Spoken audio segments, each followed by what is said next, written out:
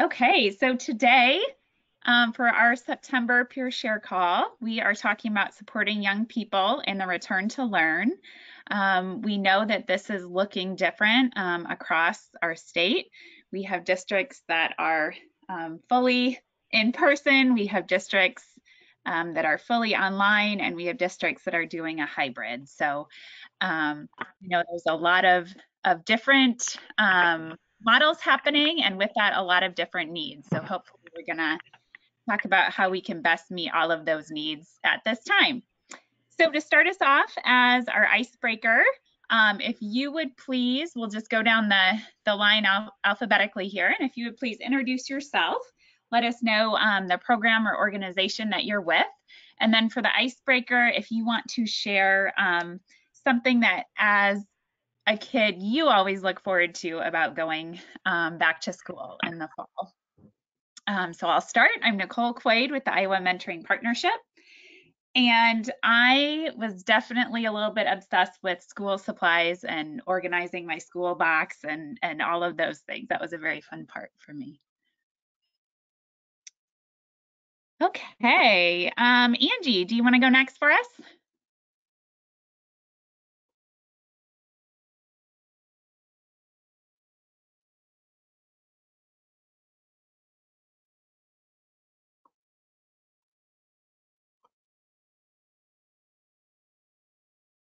And Angie, if you can't use your audio, you can also type in the chat box if that works better for you. Can you hear me now? Yes, we can hear you now. So Angie Woodford, I work for the STARS with the Storm Lake Community School District, and I always liked getting the new school supplies, definitely. Great, thank you so much, Angie. Next, we have Anna. Hi, I'm Anna from Everybody Wins, Iowa. I would say, I always look forward to seeing my friends that I didn't see over the summer. So, Yes, definitely. Very exciting part. Thank you, Anna. Annabelle. Hi, Annabelle Steffen here from Mentor to Butte.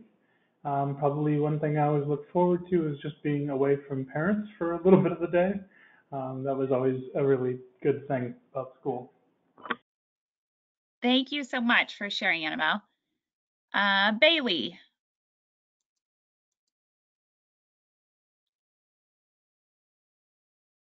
Can you hear me? Yes, we can. Thanks, Bailey. Okay. I am Bailey Cosmore from the Not Alone Youth Mentoring Program at Mills County Public Health in Glenwood, Iowa. And the thing I looked forward to most was getting a new school outfit. Yes, that was another exciting part. Thanks, Bailey. A little back to school shopping. Chad. Great. Hello, good afternoon, everyone. Chad Driscoll with IMP staff. And I think the question is our favorite back to school activity or memory. Yes. Great. I think someone mentioned this already, but I think, yeah, just the picking out supplies and like finding the perfect folder or that, perfect box of markers or crayons. Great. Thanks, Chad. Next, we have Erin. Hi, I'm Erin Wimmer. I'm with YSS School-Based Mentoring in Ames, although I'm in Gilbert, just north of Ames. My favorite part was always the school outfits, the crisp new clean clothing that I was so excited to wear. Great. Thank you, Erin. Felicia. Hi, this is Felicia also with YSS Mentoring. I do not remember what I would have been excited about, but I'm thinking it probably would have been picking out new supplies. Great. Thanks, Felicia. Caitlin.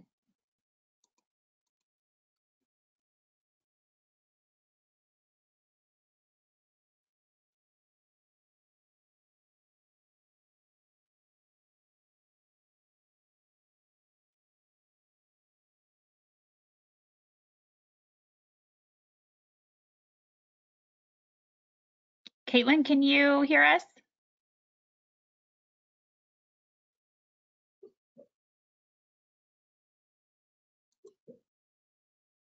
Okay, well, we'll try to come back to you, or you can type in the chat. How about Kim?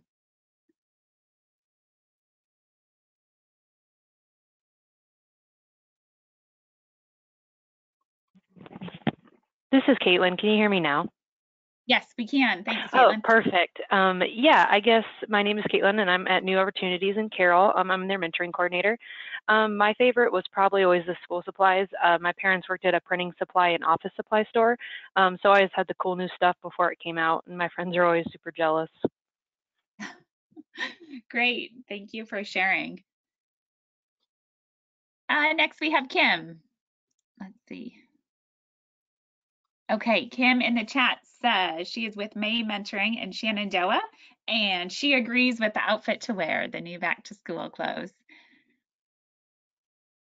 Thank you, Kim. Kristen.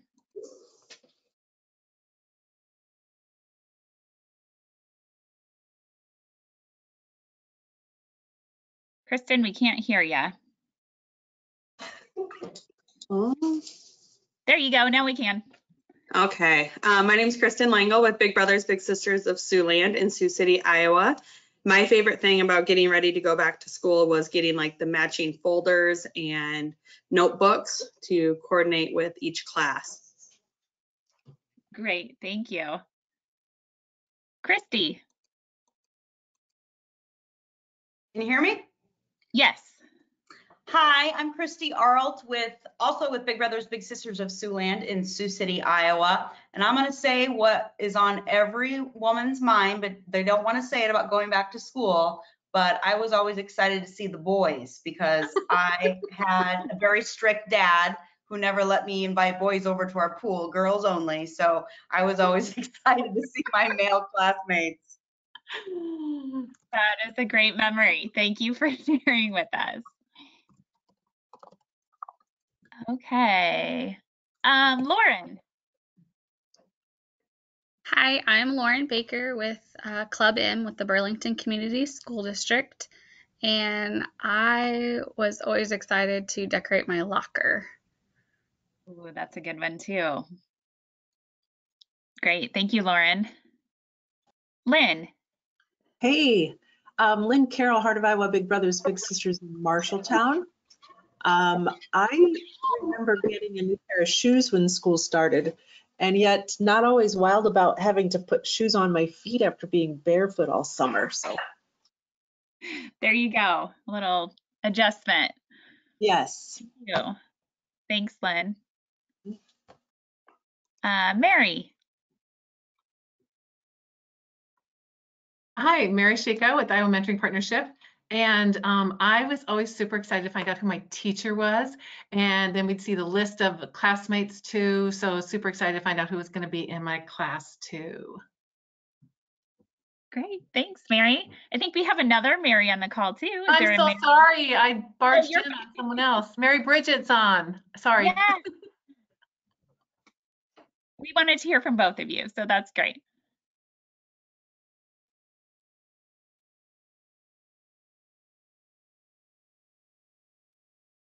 Mary Bridget, we can't hear you. It looks like her audio's off. So she just said sorry in the chat. So maybe we'll come. Gotcha. Okay. Technical no difficulty. problem. No problem. Okay. Great. I think that nope, there's Val too. Val, do you have a memory you want to share with us?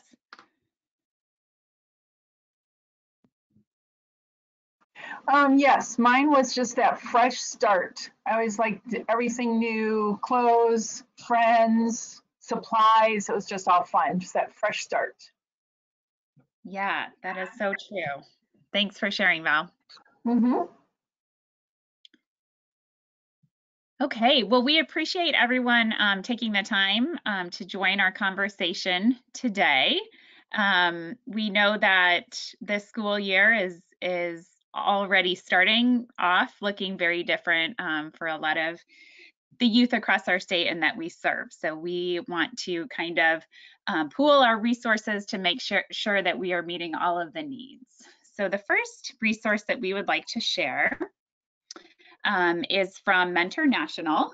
And I don't know if you've had a chance to look at their website, but they do, in September, they always have a back to school campaign, and their website is full of great resources, all focused on back to school. One of them is the attendance playbook. So this is developed in collaboration with Future Ed, and usually it's focused on how to respond at different levels to make sure that kids are showing up to school. Again, this year is looking different as virtual learning is a big part of districts' plans this year. So Future Ed has responded by they've redone it so that it includes everything virtual and online. So also responding to how can we help kids when, not only are they not showing up to the actual physical school building, but attendance through their online virtual learning. And there's a whole bunch of different challenges that come with that. So we are glad that resource exists, and there is a whole lot there. So we encourage you to get onto that website and check it out. So they do have about 26 different interventions in there. And we just wanted to point out that so when they're matching possible interventions to the reason for the absence, so they do highlight mentoring and peer group connections as one possible intervention for when kids are struggling with their attendance. So that is good to see from our side as we're running mentoring programs that it's acknowledged in the best practices that mentoring is an effective strategy to help kids show up and do their best and succeed. Also included on the Mentor National website right now are some graphics or images that are ready to go for social media. So you can just download them and then share them as you wish. So I just put a couple up as examples. Some of them are focused on attendance and school. So they have the stat that youth that have a mentor are 81% more likely to report participating regularly in sports or extracurriculars, and that with a mentor, youth are 78% more likely to volunteer regularly in their communities, which as Volunteer Iowa, of course, we love to see. So if you are looking for new, fresh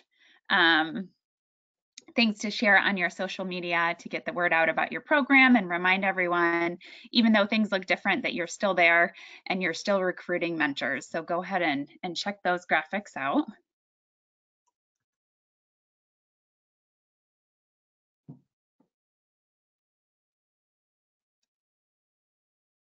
Okay, so before we look at a report from America's Promise about the state of young people during COVID-19, we want to just get a discussion going ourselves about what are you seeing? What do mentors need right now? So if you have done, hopefully everyone has done a word cloud activity before. If not, we can try it out together. So if you think of a word that you think describes what our mentees needs right now, my example is what mentees need is patience right now. So if you have your smartphone available, you can take that out now and open up your text or messages. And then the number you're texting to is 22333.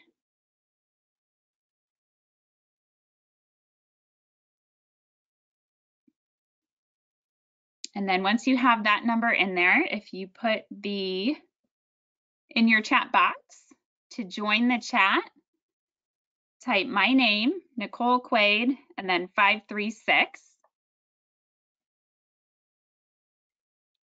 And then hit send, and that will join you into the chat.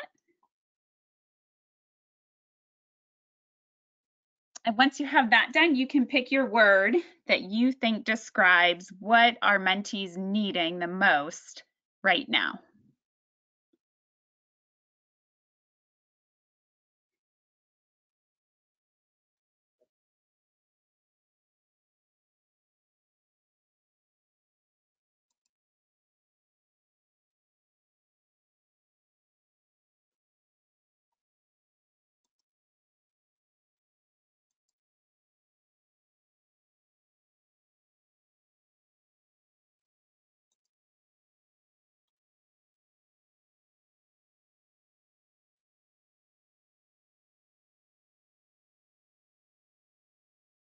Okay, can everyone see the screen that has the word cloud on it? Yes, thank you, Chad.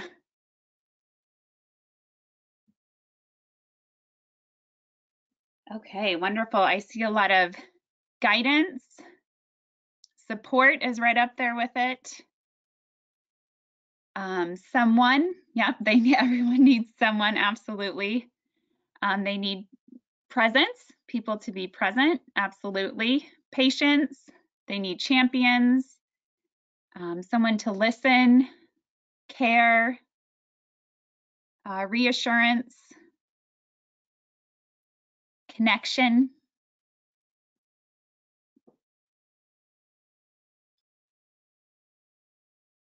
They need to be heard,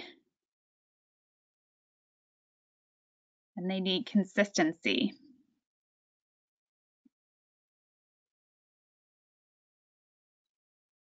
Great. Let's see, did I miss? And advocates, yep. Kindness.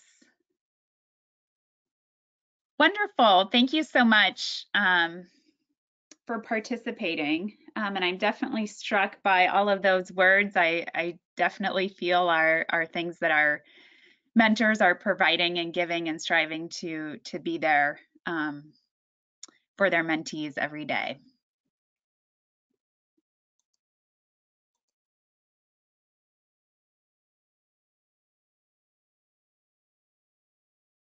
See if I can get us back to the right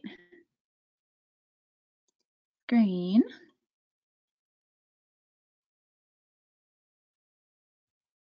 Okay, great. Again, thank you for participating. We also have another resource. I apologize that these resources that I'm showing and talking about, they're not uploaded into this go-to training. However, I will email them out afterwards with the recording so that you have those available to you. So this one is from America's Promise, and they did a report about the state of young people during COVID-19.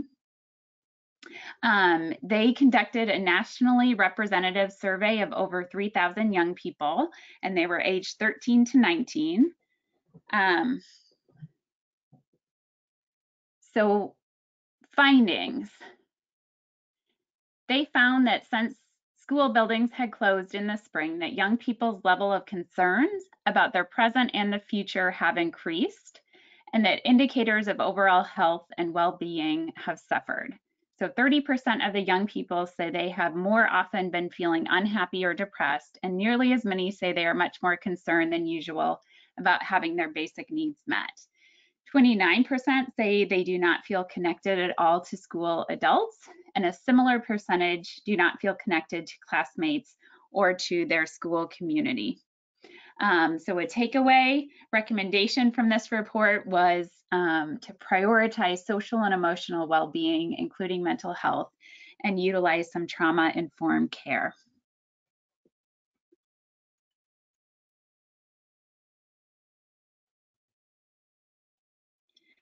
So now that we know that kids are have increased anxiety and social well-being needs due to disruption in their routines and their school situations.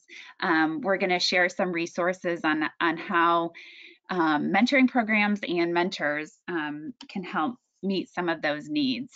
So one resource is from CASA, the Court Appointed Special Advocates, and it has a whole list of questions that are focused on the youth education. So just a whole lot of questions that we might not always think about, but really getting into what their education experience is like and what needs they have related to school. So that again is a resource that we will be sharing with you, so you can look at all of those questions.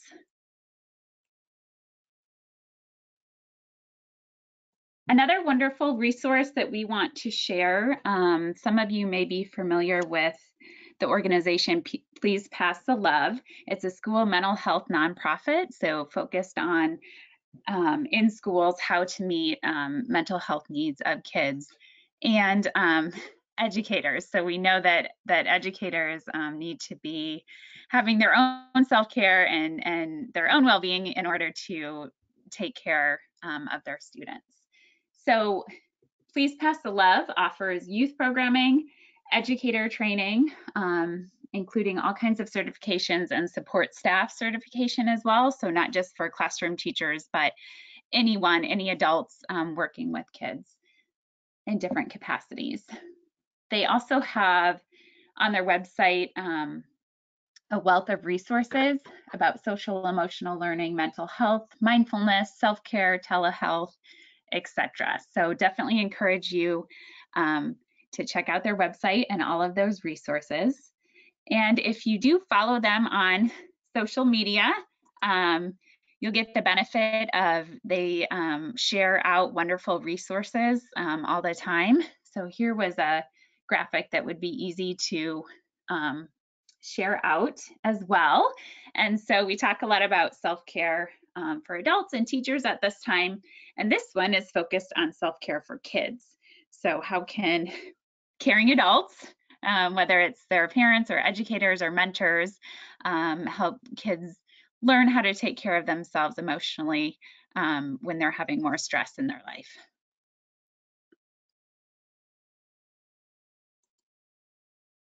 Another resource that Please Pass the Love recently shared out on their social media is a website called Close Gap. So it is free, and it is a child-facing emotional wellness platform that captures how kids feel and helps parents and educators respond. So how it works is first an adult would sign up for it. So whether that would be a mentor or a mentoring program or an educator or a parent or any caring adult in the child's life. And then the young person signs up next, and then the kids do a daily emotional check-in. So they have different questions that they ask to get if they're feeling overwhelmed or happy or sad or how everything is going. And then depending on how they respond, the adult would get a real-time notification about that so that they could reach out or connect if they see that their youth marked something that they might need to talk about.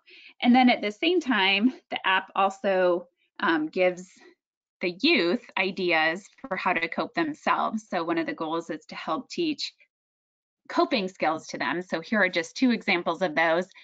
One is a physical one, so having the youth do a power pose, and it talks them through it and gives them enough time to do that coping skill. And then the other one is about making a list. So think about one thing that is okay in your life right now. Start with something easy, like your best friend, your chair, or your elbows.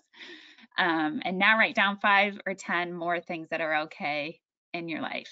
See how long your list can get. So it helps the kids learn some coping skills, as well as connecting them with giving a heads up to the adult so they can pay attention to how the kiddo is feeling.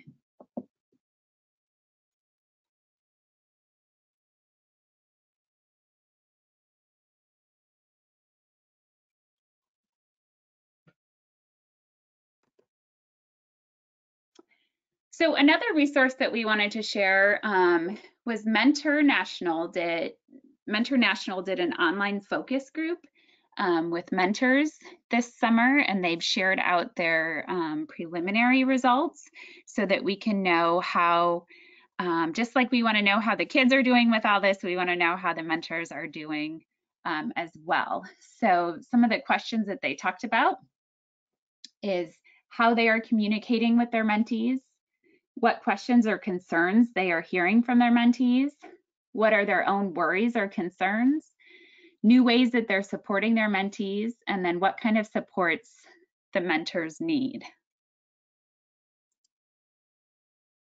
So before we see the results from those online discussion groups, if you would be willing to either share by unmuting yourself and jumping right into the discussion, or you can type in the chat box if you prefer. But what do your mentors need right now in order to support their mentees? So what are you hearing from your mentors that they're needing?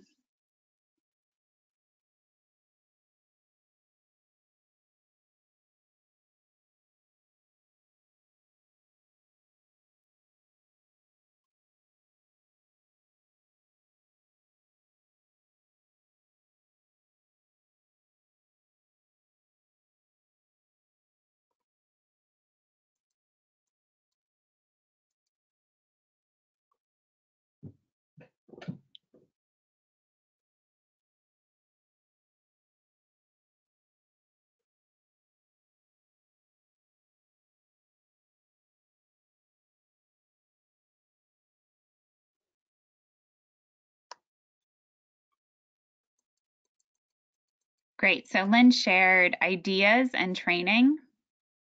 Lynn, ideas for how to connect with their mentees, or what kind of ideas are they looking for? Yeah, I think when you ask them to do some simple things like ask some questions that are open-ended questions, I don't know that they always know how to do that.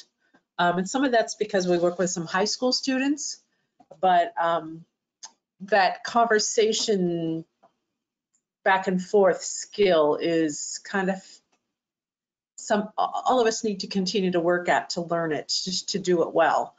And Sure. That's what I'm thinking. Great, thank you.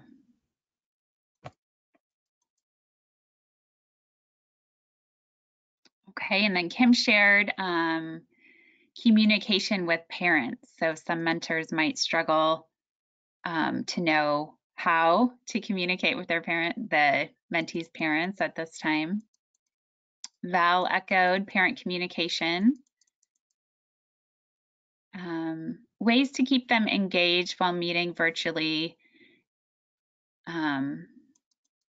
whether it's on Zoom or whatever virtual platform they're using. Yeah, absolutely. I think that's a huge one that we know that one thing that we have to watch out for is when kids are participating in a hybrid model or fully online, that they are going to get definitely burnout, just like we do from being online and on Zoom calls all day. So that if we can find activities for mentees and mentors to do together that don't just feel like work or too similar to school, then that's going to be very helpful. Annabelle has shared outing ideas and parent communication. Yeah, so we're hearing parent communication a lot.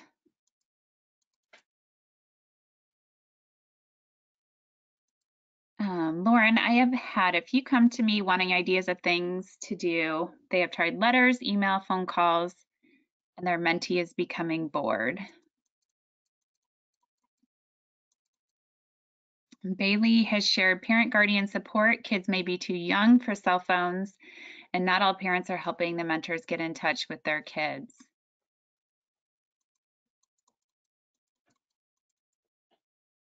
Caitlin, advice and resources on internet, social media safety for children, and support on how to use technology to communicate better and effectively. Definitely, if there's a big shift to even having kids and young people even more online, safety is going to be a big part of that as well. And Anna, since we are doing a new online, they need training and ways to be engaged outside of normal mentoring. And then ditto on keeping them engaged.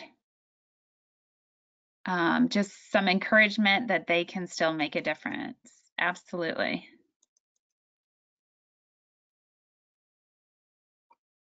Great, thank you so much for sharing your ideas in the chat box. Before we look at the results from the study, has anyone else wanted to share anything or any thoughts on that question?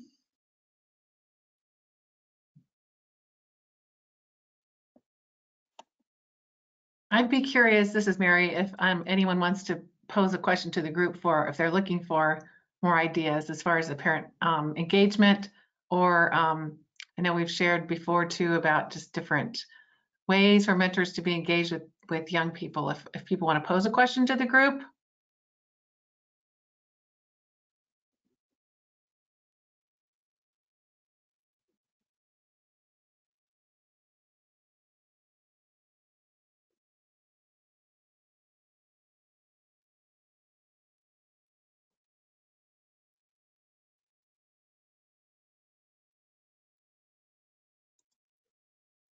So if not, I think people were sharing, they were sharing what their mentors, their needs. So if you feel like you have resources, great. If you're looking for others, feel free to reach out. We've shared a lot of things, and so if we need to find something in for you, share it with you. Happy to do that. And Angie, I love your comment about trying to encourage mentors still that they can make a difference, and just really want to encourage programs, make sure that who you're communicating with in your district or your school, to make sure that you're reinforcing to the schools that your mentoring program is a support for essential student support, especially more so at this time, and that you're helping with all these things that we've covered on this webinar. It helps with attendance and with their academics, not that you're tutoring, but supporting young people in their academic pursuits, and also in their mental health. And you can share some of these resources and kind of be the can be another resource for the school and the district as well.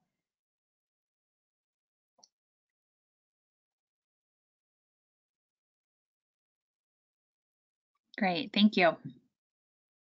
And did you see the last question too, Nicole? Lauren asked about if anyone else's peer mentors, if they're meeting face-to-face or virtual. That's been a struggle with some restrictions on that for schools as well.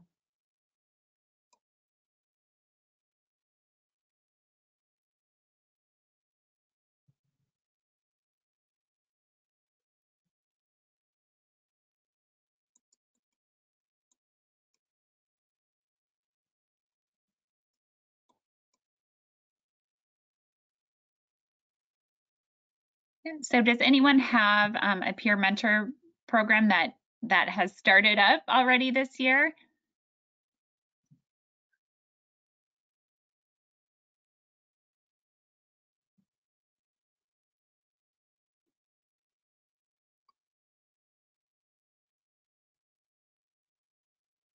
Maybe programs are still kind of figuring out how that is going to look, depending on what their school is, what policies and guidance are in place. Looks like Anna said that you were adding a pen pal program. Has anybody else done that, and how has it worked?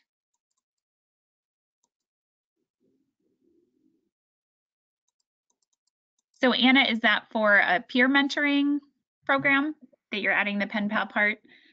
We're doing like since we're in elementary school, that it's going to be, rather than we're doing an online program, but if mentors don't want to do the online program, they can write letters back and forth to their students. I was just curious to see if anyone had tried that, how it worked. So that was what that question was. Great. Yeah, if there's any learning that anyone else has had on how tips for how that works. Maybe reach out to Anna to let her know.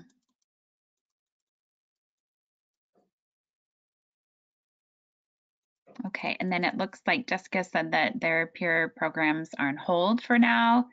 And Lynn hasn't started yet, but they will be meeting virtually.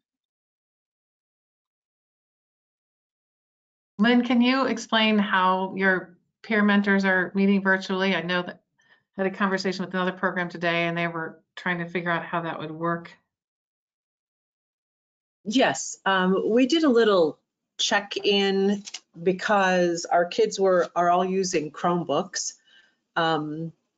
So recommended by the school IT director, school district IT director, that we are needing to open an account with G Suites for nonprofits. And then that would give them the ability to let us into the system, because currently a student cannot set up a Zoom or Google Meets meeting with another student, and they also cannot accept one from outside of that school district email that they use. So the school district will be allowing us then to be able to set those up. So what we'll be doing is we have a couple extra computers at the office that we're getting ready for this so that we could set their Google Meets up. The school counselors, we've been in contact with them last week, knowing that they're going to probably need to help some of the younger kids to be able to log on their computer to be able to meet with the big. But we will initiate those and then have some monitoring that we'll be providing at the same time. But we're working with our school district IT department to make it all work. So.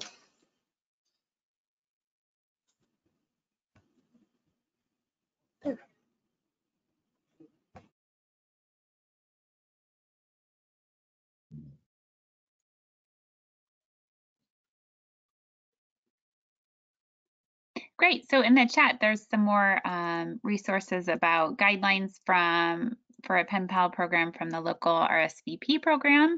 So we can share that out. And it looks like Felicia says that they are adding a pen pal option as well. So that looks like an option that lots of programs are looking at.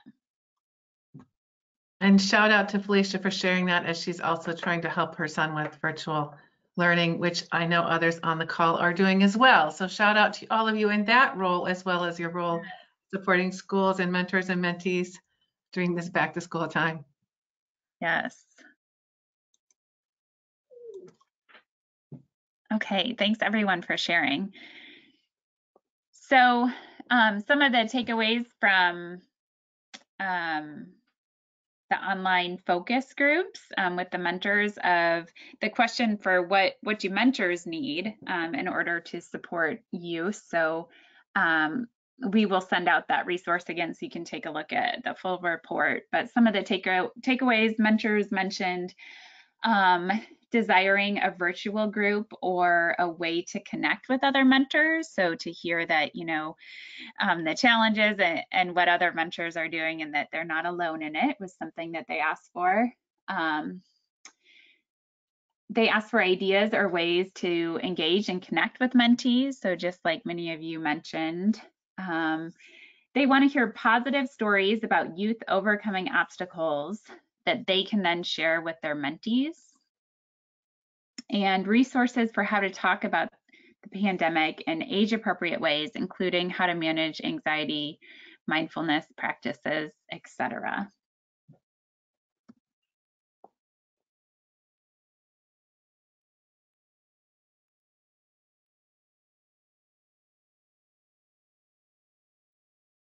Okay, so like I mentioned, we will send out those resources and reports, so you can take a closer look at them if you want to. And as Mary mentioned, we have, it feels like this summer and going into the fall, there's just so many resources online that you can kind of get lost. You go in looking for one thing and end up going down a completely different topic. So even though we've shared as many out as we can, if you ever have a question or a need, please don't hesitate to reach out to us so we can find whatever resource you're looking for. And Mary, I'm going to turn it over to you so you can share about an upcoming event we have. Great, thanks, Nicole. I'm just really excited to talk about our fall conference this year. As with everything these days, it will be virtual, but we're really excited about trying a different format this year. The IMP team has had the opportunity to attend a couple conferences in open space format, so that is what we're bringing to you this fall. It will be on October 23rd. We'll start in the morning. That's a Friday morning with the planning session. And then the following Thursday afternoon, the 29th, and the morning of the 30th. We're breaking it up a little bit, so we're not going to be a full day online at any one time. But to explain a little bit about the open space, if you didn't have a chance to look in the last newsletter, there's some information there and a short little video that probably explains it better than I'm going to explain now. It gives you more of a sense about what it's like. It is a totally different concept about a conference, a unique way for people to come together, get their needs met, and offer your own expertise. So on the 23rd, the first morning, the agenda will not be planned. All of us together will create the agenda to meet the needs of all the people that are attending. So you might say, I'm interested in hearing about how people are doing their mentor training at this time virtually. And so I'd like to, I'm going to have a session on that. We're going to have a discussion group at this time, and then we'll create the schedule together. So folks will be proposing sessions. You don't have to be an expert on the session. There are 3 different types of sessions that could be offered. Nicole, can you go to the next slide then to show those? You can offer a presentation, anyone can. They could, come with prepared slides, kind of your traditional presentation. You could have a workshop, and that could be as you get into a discussion that you realize that there's this need, and someone will say, oh, I know that Nicole is an expert on that. So Nicole, would you be willing to talk about that? And you could present on that. Or you could just create a discussion group. And I think we mentioned about 5 or 6 or 7 topics in chat today that could be discussions that people would like to talk about and have specific needs met. I think particularly at this time when we're all adapting and flexing and trying to pivot and meet needs differently, that we have so many specific issues we'd like to discuss. I think the pen pal issue is one specific thing, but there are myriad of other options and topics that people would like to discuss and share together and get some ideas about. So the 23rd, the very first day, we'll propose sessions, people put things out there, we'll get the schedule put together, and then you'll come on the 29th and you'll select. There'll probably be 3 different options for the different time frames, and you'll select which meeting you're going to join virtually. You can opt in or out. If it's not meeting your needs, you can jump into another session. It's very flexible, and really the whole idea behind it is you create you create the conference together so it meets your needs. So I see that Chad, thanks, put the video right there in the chat. Questions about this, just in general, I'm happy to discuss, like, how does this work? People are usually skeptical because it's totally different than what they've done before.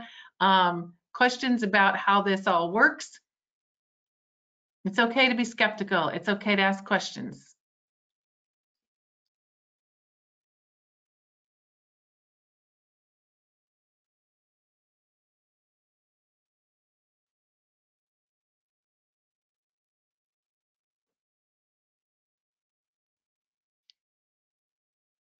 Okay, we'll let you digest it for a little bit more, and love for you to take an opportunity to look at the video and think some more about it, and think about what needs, and it's September 10th today, and we know that needs are ever changing too. So between now and October 23rd, we may have a lot of different needs also, but just digest this a little bit and keep in mind, be thinking about what it is that you might want to talk about in October when we gather virtually.